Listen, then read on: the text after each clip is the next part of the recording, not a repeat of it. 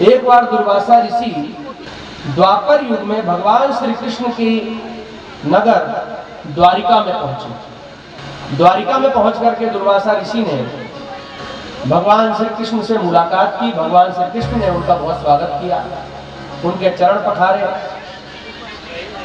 और प्रार्थना की कि ईश्वर क्या भोजन करेंगे आप, आपका मैं इच्छित भोजन कराऊंगा।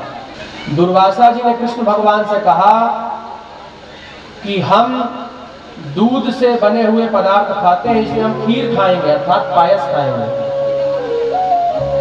भगवान श्री कृष्ण ने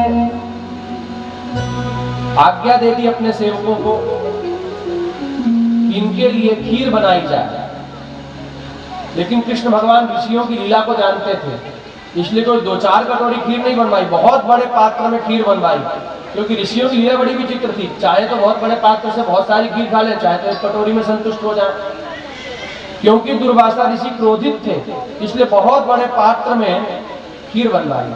अब बहुत बड़े पात्र में खीर बनने में समय तो लगेगा ना, दूध उबलेगा, फिर चावल उबलेगा, फिर खीर बनेगी।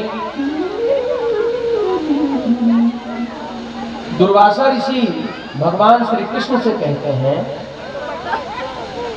हे कृष्ण, हमें आपका नगर भ्रमण करने की इच्छा है। इतनी देर में लगभग दोपहर का समय हो गया था, मध्याह्न काल का। तभी तो भोजन के लिए पूछा भगवान ने। तो हम अभी मध्याह्न संध्या कर लेते हैं, दोपहर का सूर्य भगवान को अर्घ दे देते हैं, उसके उपरांत आप हमें नगर भ्रमण करवाइए। हम आपका नगर भ्रमण करके आएंगे, तब तक खीर बन जाएगी, हम खीर खा लेंगे। भगवान श्री कृष्ण ने कहा, ये तो बहुत अच्छी बात हो गई, हमारे महल में आपके चरण पड़े थे, अब पूरे नगर में पड़ जाएंगे, इससे अच्छी क्या बात होगी। भगवान श्री कृष्ण ऋषियों का बहुत सम्मान करते थे और दुर्वासा जी तो साक्षात शिव के स्वरूप है, समस्त प्रकार की शक्तियों से संपन्न है। भगवान श्री कृष्ण की भक्ति देखकर दुर्वासा जी भी प्रसन्न हुए। हालांकि क्षण क्रोधी, तुरंत ही क्रोध करने वाले ऋषि थे। इन्होंने वरदान बहुत कम लोगों को दिया, श्राप अधिकतर लोगों को दिया।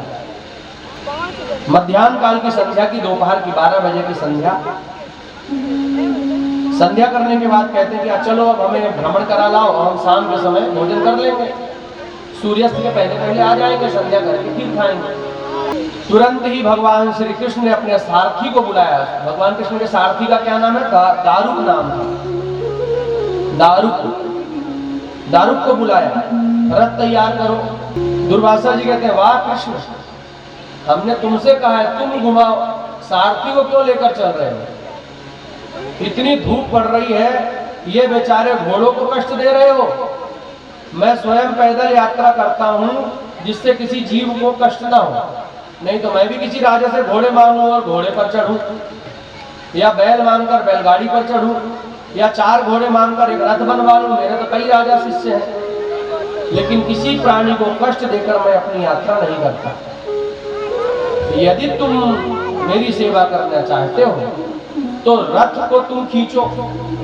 अपने सेवकों से क्यों कह रहे हैं? ये घोड़ों का के बेचारों का क्या दोष है? घोड़ों को घूमने की इच्छा थोड़ी है, उनको धूप में त्रास क्यों दे रहे हो? तुम यदि मुझे घुमाना चाहते हो नगर, तो रथ में तुम जुट जाओ।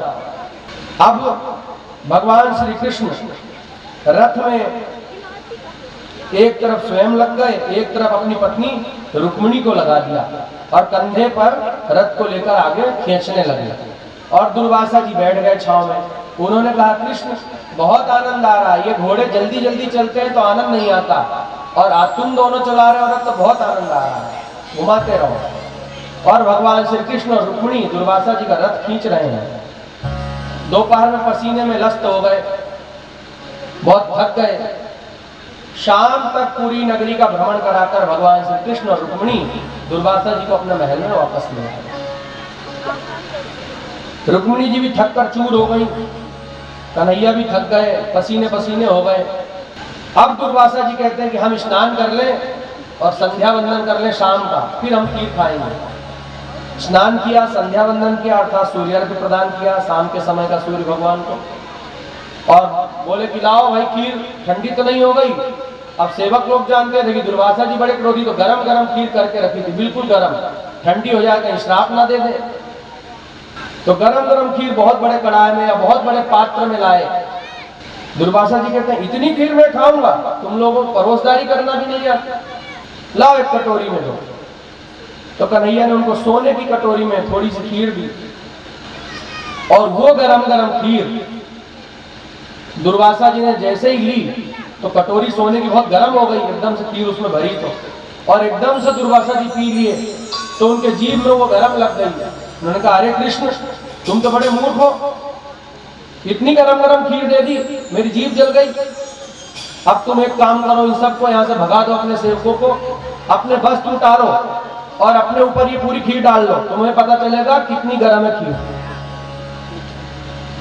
तो कन्हैया ने तुरंत अपने सारे कपड़े उतारे, अकेले में एकांत में सबको हटा दिया, अपनी पत्नी को भी हटा दिया, सेवकों को हटा दिया, और पूरा वह बड़ा पात्र उठा करके और अपने ऊपर डाल लिया।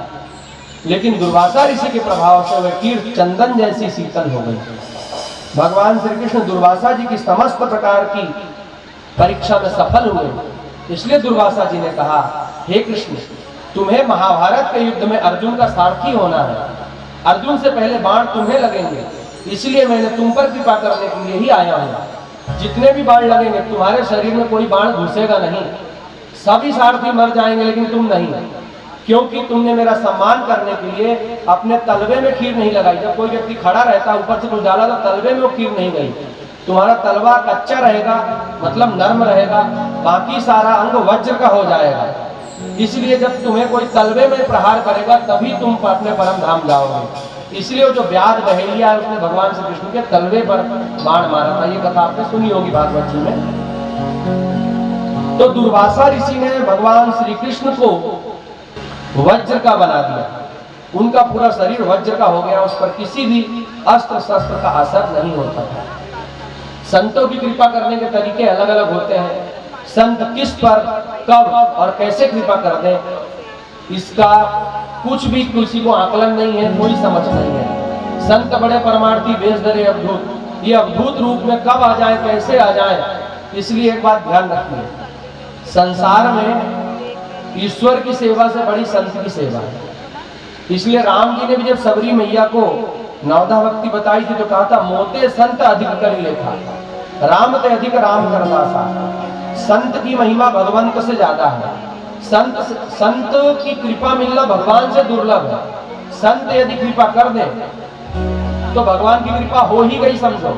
आपने देखा होगा जब देवराज इंद्र पर शिव जी क्रोधित हुए थे ना, तब यदि उनके गुरुजी बृहस्पति उनके साथ ना होते तो फिर उस समय उन्होंने उनको जला दिया होता। लेकिन उनके गुरुजी ने स्तुति की, प्रसन्न हो गए भगवान और उनका नाश नहीं किया, वरदान दिया। इसी प्रकार यदि हमें संत का संरक्षण प्राप्त है, संत की कृपा प्राप्त है, तो हमारे घर में उत्तम शिष्टाचार आते हैं। हम कभी भगवान का नाम नहीं भूल पाते। संत ही एक साधारण बालक को ध्रुव बना देते हैं, संत ही एक साधारण बालक को प्रहलाद बना देते हैं। हम लोगों का मन जो है ना कौवे जैसा काला है, तो इस मन से सारी गंदगी, सारे विकार, काम, क्रोध, लोभ, मोह, दंभ, दुर्भाव, द्वेष, ये हटा करके हंस जैसा सफेद निर्मल बना देते हैं।